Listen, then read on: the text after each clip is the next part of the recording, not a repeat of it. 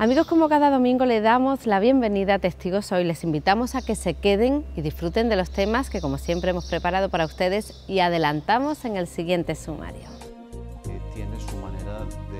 El ex embajador de Colombia ante la Santa Sede nos habla en un libro sobre los 30 días que cambiaron la Iglesia tras la renuncia a su pontificado del Papa Benedicto XVI.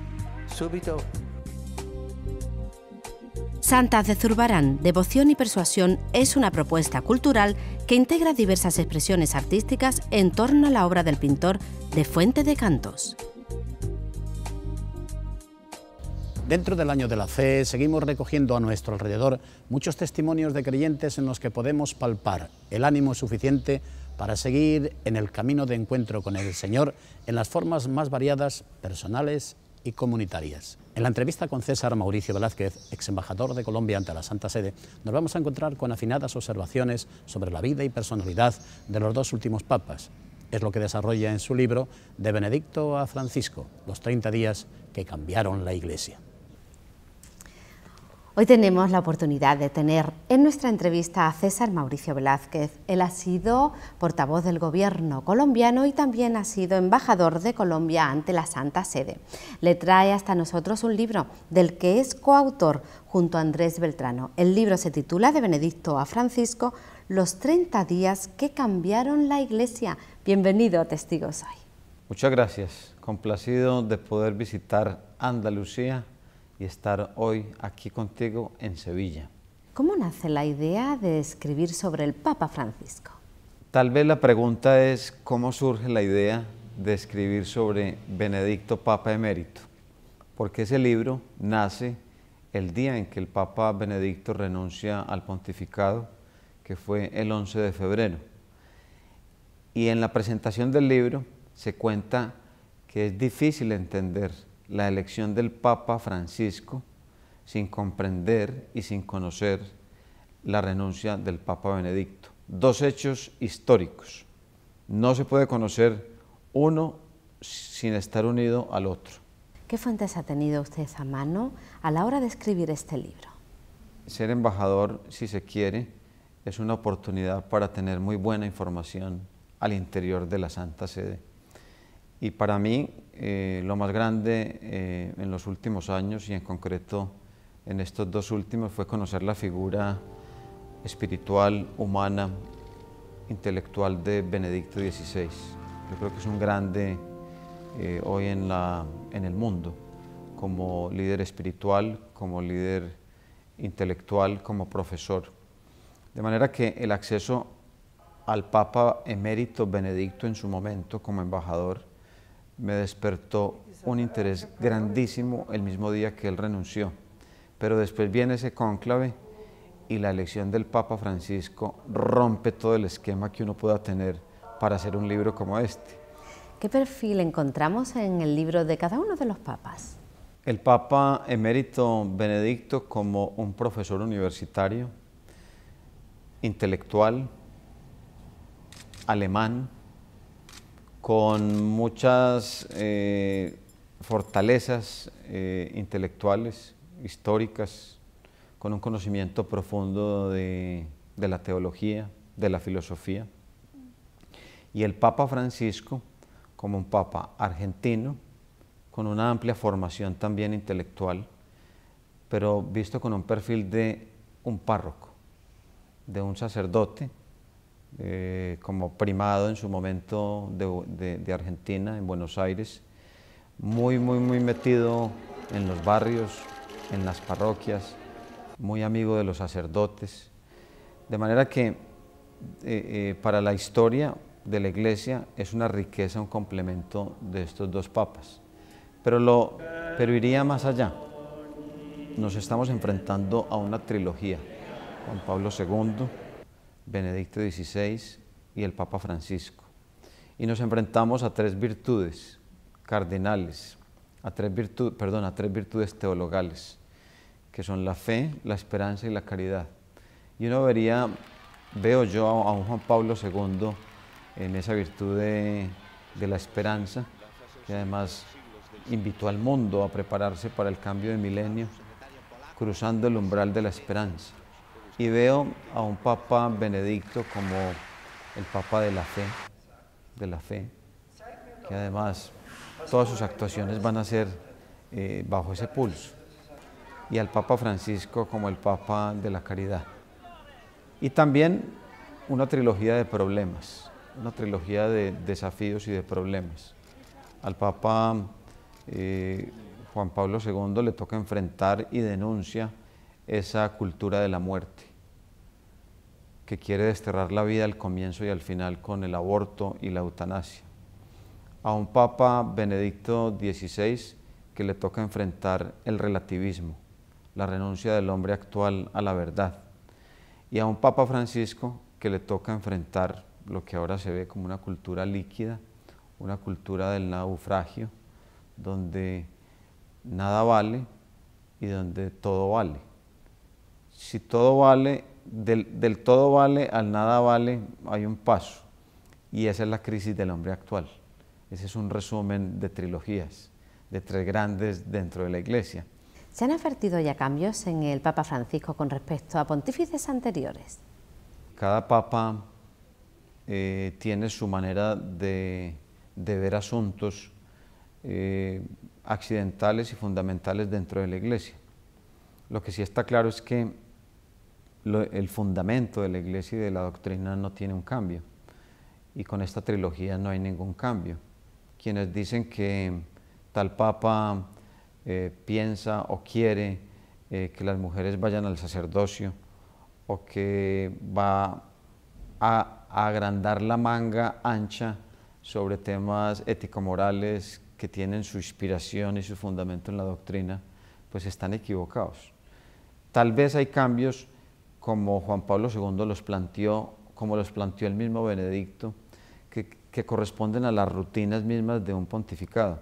Por ejemplo, si viaja más o viaja menos, si tiene una comunicación más de gestos que otro. Ahí hay cambios, y el mundo en este momento ha visto unos cambios porque Benedicto no comunicaba con los gestos y tenía dificultades para eso, mientras que el Papa Francisco está comunicando con todos los gestos. ¿Conclusión? Conclusión: la esencia se mantiene, los principios se mantienen, los 10 mandamientos seguirán siendo 10, los sacramentos seguirán siendo 7. Y lo que dicen los concilios y lo que han definido como dogma se mantienen. Pero es que ahí es donde está la riqueza y la respuesta de la Iglesia a los problemas actuales. ¿Cuáles cree usted que son los principales retos en este momento para el Papa Francisco? La vida humana, el respeto a la vida humana, la dignidad de la vida humana, la búsqueda de la verdad, para renunciar a ese relativismo donde todo tiene un precio, donde el ser humano pierde el horizonte y le da miedo preguntarse de dónde viene, para dónde va y cuál es su integridad. Y esa cultura tan líquida, actual, que lleva a un desprecio de la vida, de la verdad, de la razón, de la solidaridad, de la caridad. ¿Dónde están esos desafíos? Parten de ahí en su fondo, pero también en la parte más formal, la Iglesia tiene que ponerse al frente de unas transformaciones culturales, sin sacrificar el fondo, transformar las formas. ¿En qué resorte debe fundarse la credibilidad de la Iglesia? Hay que volver al ser humano, y hay que volver al ser humano con verdad, con racionalidad, con sinceridad, porque hay mucha hipocresía, y esa hipocresía destruye al ser humano, desde la política, desde la diplomacia, y a veces, desgraciadamente, desde lo espiritual. Hay que volver a lo auténtico, y lo auténtico se consigue solamente cuando hay verdadera caridad, y eso es amor con renuncia. ¿Qué importancia tiene la elección de este Papa Francisco para los cristianos latinoamericanos? El tener un Papa que habla nuestro propio idioma es un desafío, porque quienes a veces no entienden o no han querido entender tienen una posibilidad de entender mejor este mensaje, que es el Evangelio. Y tienen la posibilidad de una comunicación directa, y tienen la posibilidad también de darse cuenta que el Papa siendo una persona de carne y hueso, te inspira, te indica un camino. ¿Y qué puede aportar la Iglesia americana a la Iglesia universal? Devolver lo que recibimos de ustedes. Si desde Sevilla y el mundo andaluz o esta región andaluz, hace 500 años, gente tan generosa, titánica, se fue para un mundo desconocido y se encontraron con nosotros y nos llevaron la fe. Ahora cuando aquí escasea, que vengan latinoamericanos y ayuden y que nos encontremos nuevamente, no un descubrimiento, sino un reencuentro. Muchísimas gracias, César Mauricio, por traernos este tesoro, este libro. ¿Y qué ha supuesto para usted? Invítenos a leerlo. Es un libro con muchos datos, con unas claves periodísticas, y la línea transversal de ese libro es que tenemos a un Papa venido de América Latina, argentino, jesuita, como un toque del Espíritu Santo en un momento que nadie tenía definido, y que el punto de partida es la renuncia del Papa Benedicto XVI, Papa emérito, que no se puede entender un hecho sin el otro, y que eso que antes ocurría en 500 años o en 800, aquí ocurrió en 30 días, y algunos no se han dado cuenta. Hay que interpretar, hay que dar tiempo para darnos cuenta que hemos asistido a unos hechos inéditos, a unos hechos muy fuertes, como es la renuncia de un Papa, con muchas dificultades personales, internas, externas de la Iglesia, pero también con un aire de esperanza y con el sacrificio del Papa emérito Benedicto, pero con una firme esperanza en el nuevo Papa. Todo eso se cuenta en el libro, pero si le cuento más ya nadie lo va a comprar. César Mauricio, extendiéndonos en el tiempo, le damos las gracias y sobre todo por darnos esta oportunidad de reencuentro. Muchas gracias, un abrazo.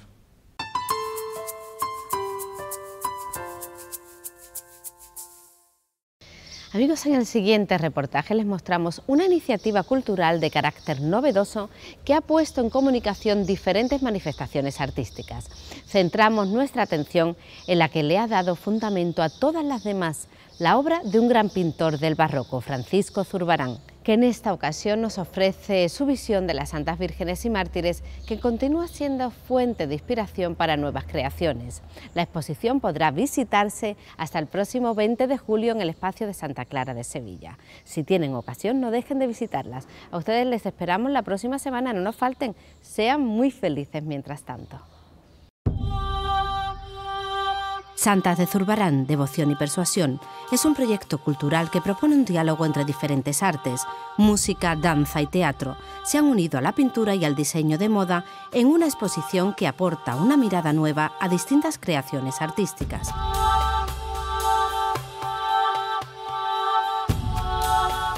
Esta muestra ofrece la serie de obras de Zurbarán dedicada a las santas vírgenes y mártires, con cuadros procedentes de diferentes colecciones y museos. Las santas de Zurbarán han servido de inspiración a un importante elenco de diseñadores de moda que han aportado sus creaciones a partir de esta selección de pinturas.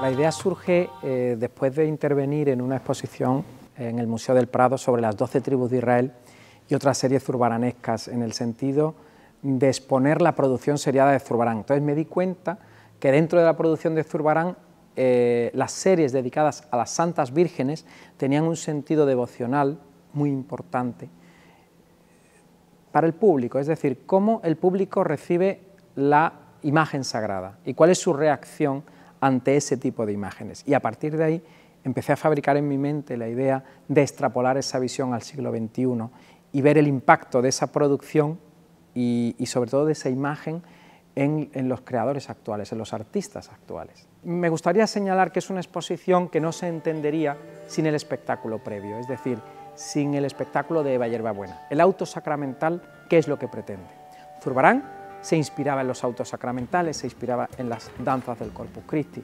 Nosotros hemos querido, en ese auto sacramental que representó Eva Hierbabuena con sus bailaoras, escoger a damas mundanas a personas normales que están vestidas con la indumentaria que han creado los diseñadores inspirados en Zurbarán y que lo que pretende es producir la interacción de las artes, teatro, música, danza, unidos precisamente en un teatro sagrado, que escenifica precisamente lo que es la obra de arte barroca, que es un espectáculo total.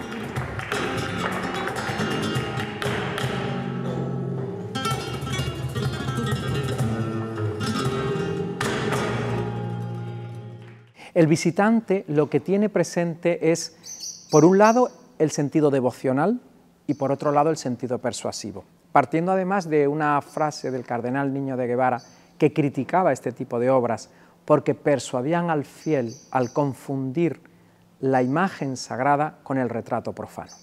Y de esa maravillosa confusión surge precisamente la creación. ¿Cómo recibe el fiel en las naves de las iglesias este tipo de imágenes? ¿Estaba realmente viendo a una santa del cielo o estaba realmente viendo a una dama mundana?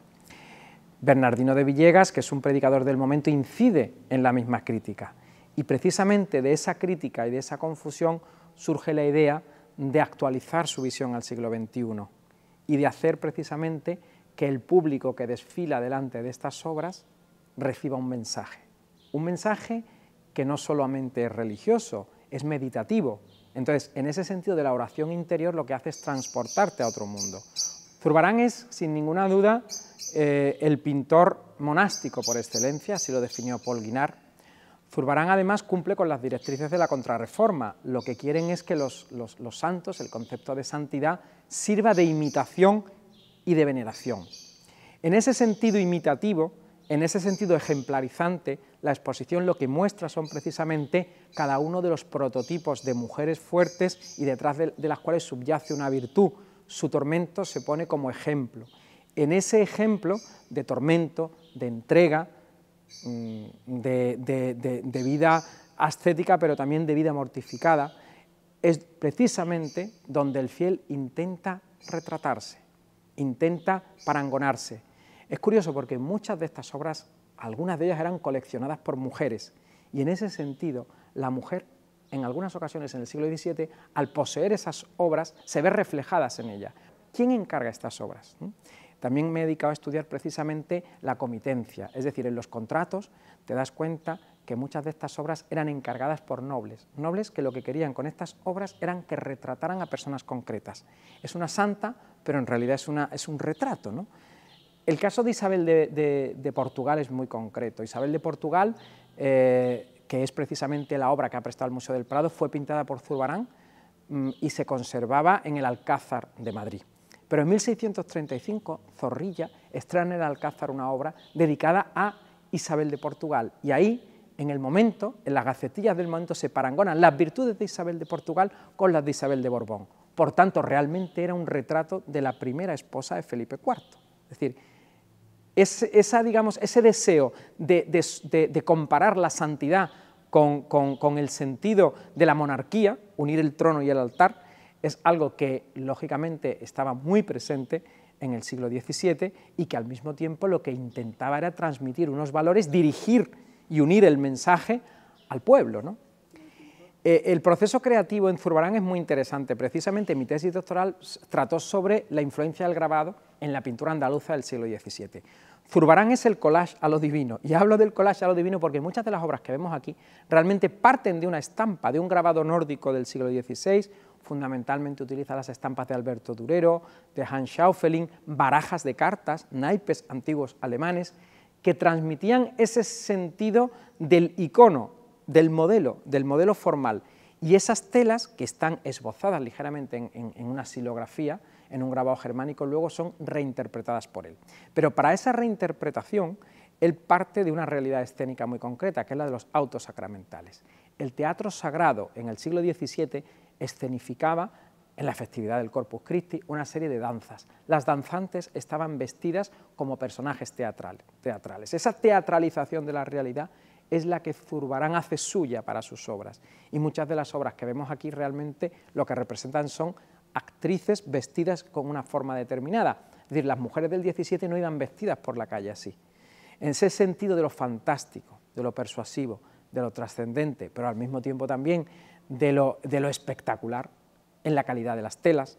Su padre, en Fuente de Cantos, tenía precisamente un taller de telas, una tienda de telas, y ese sentido de las texturas está muy bien transmitido por la obra de Zurbarán. Los atributos de las santas lo que quieren es, evidentemente, servir de una guía, es decir, servir para el fiel que lo está viendo, servir de una interpretación. La palma es el atributo del martirio, pero junto a la palma está en algunas santas, como en Santa Margarita, el dragón que la engulló y ella hizo la señal de la cruz en su vientre, se libró de él, por eso es la patrona de las parturientas. O de Santa Casilda, que era hija de un rey musulmán en Toledo y que lo que hacía era tener solidaridad con los prisioneros y les daba sus panes. Cuando la descubre su padre, esos panes se convierten en flores. O el atributo del tormento, la espada y la rueda del martillo de Santa Catalina. Santa Úrsula, que lleva precisamente la flecha con la que los hunos las atormentaron a las puertas de Colonia. Es decir, ellas son ejemplo de santidad y de mortificación. El sentido evangelizador que tenían estas obras se subraya en la identificación de la santa, el nombre de la santa como una leyenda bajo su atributo. Pues todo ese sentido trascendente, todo ese sentido que te transporta precisamente a otro mundo, a otra realidad, es lo que hemos querido subrayar con esta exposición.